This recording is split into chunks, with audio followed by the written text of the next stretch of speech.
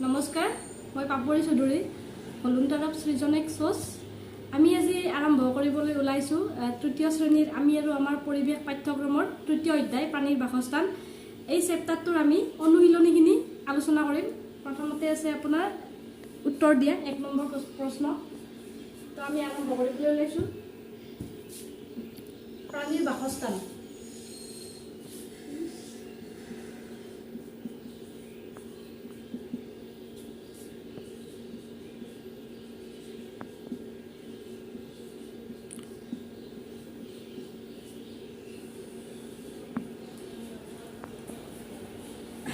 অনুশীলনীত প্ৰথম প্ৰশ্নটো আছে উত্তৰ দিয়া।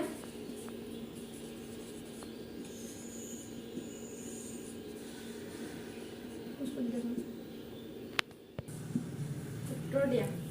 প্ৰথম প্ৰশ্নটো আছে ক নম্বৰ, তিনিটা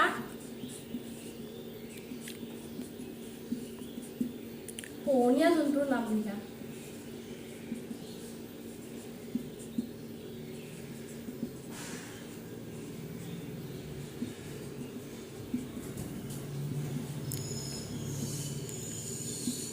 তোমালোকে নিশ্চয় জানা পোহনীয়া জন্তু বহুত থাকে ন, তাৰে তিনিটা নাম লিখিব লাগে।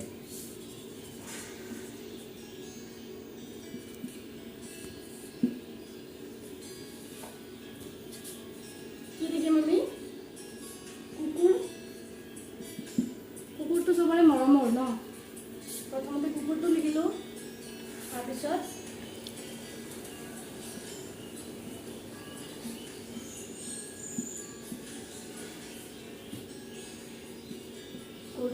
আৰু তেল কিবা কিবি আছে ন, আৰু তাৰ এৰি দিব লাগে।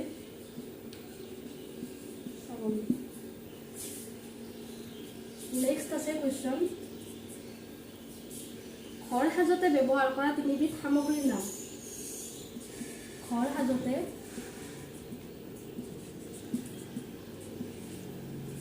ব্যৱহাৰ কৰা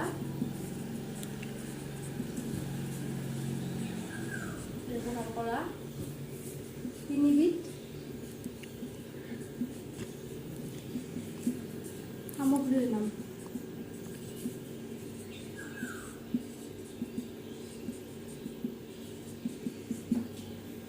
তো কেঁচা ঘৰ বনালে তাৰ সামগ্ৰীকেইটা বেলেগ হ'ব, আৰু পকী ঘৰ বনালে তাৰ সামগ্ৰীকেইটা বেলেগ হ'ব। এতিয়া আমি পকী ঘৰৰটো লিখিছোঁ আৰু প্ৰথমতে হ'ব ইটা, নেক্সট হ'ব বালি, নেক্সট হ'ব চিমেণ্ট। আৰু বহুতকেইটা আছে কিন্তু তিনিটাই লিখিব দিছে ইয়াতে, তো আমি তিনিটাই লিখিলোঁ। নেক্সট আছে গ নম্বৰটো কুৱেশ্যন, পানীৰ তলত গাঁতত সোমাই থকা দুবিধ মাছৰ নাম। পানীৰ তলত গাঁতত সোমাই থকা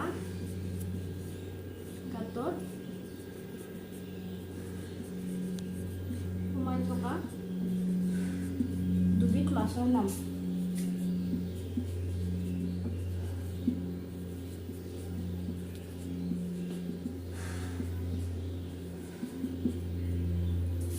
তো দুবিধ মাছৰ নাম কি হ'ব? প্ৰথমটো লিখিলোঁ আমি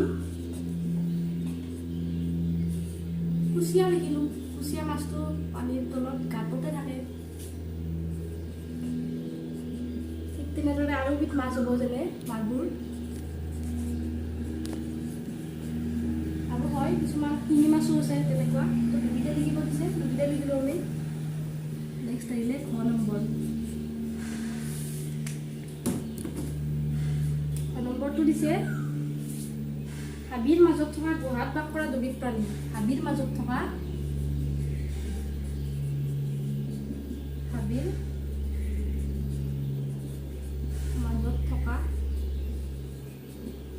গুহাত বাস কৰা দুবিধ প্ৰাণী। গুহাত বাস কৰা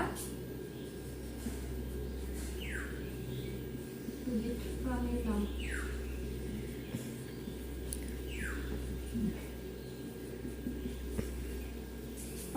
হাবিৰ মাজত গুহাত বাস কৰা দুবিধ প্ৰাণীৰ নাম হ'ল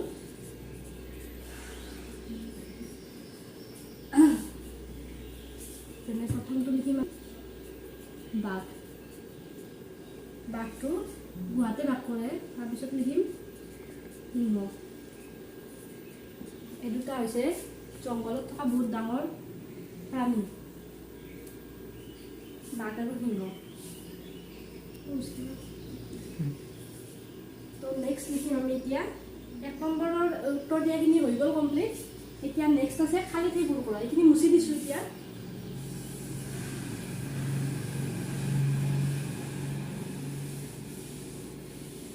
মুচি দিলোঁ আমি। তো 2 নম্বৰতে আছে খালী ঠাই পূৰ কৰা।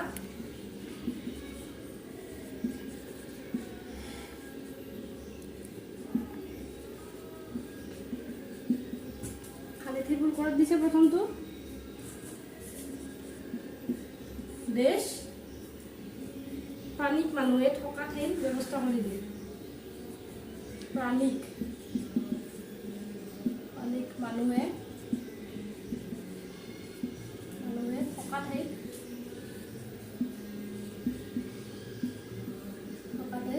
ব্যৱস্থা কৰি দিয়ে।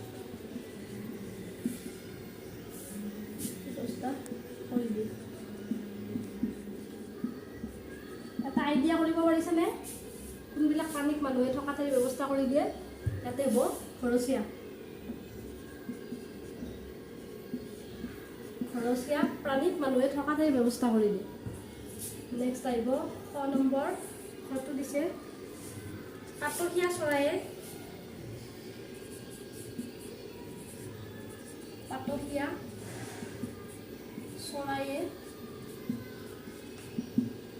দেশ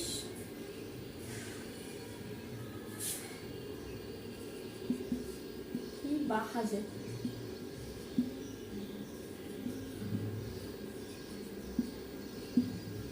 পাতকীয়া চৰাইয়ে গছৰ পাতত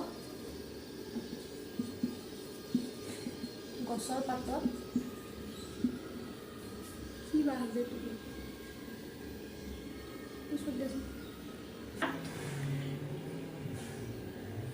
গছৰ পাত সি বাহ সাজে, মানে চিলাই কিনে বাহ সাজে।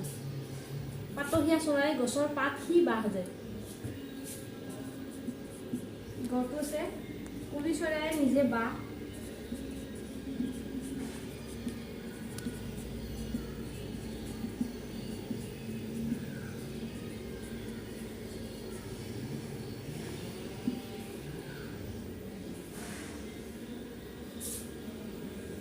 চৰাইয়ে নিজে বাহ নাসাজে।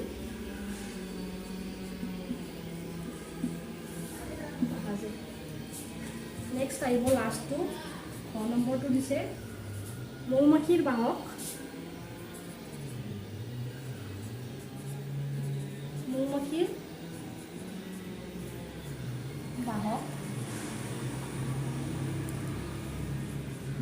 কি বোলে? মৌমাখিৰ বাহক মৌচাক বোলে।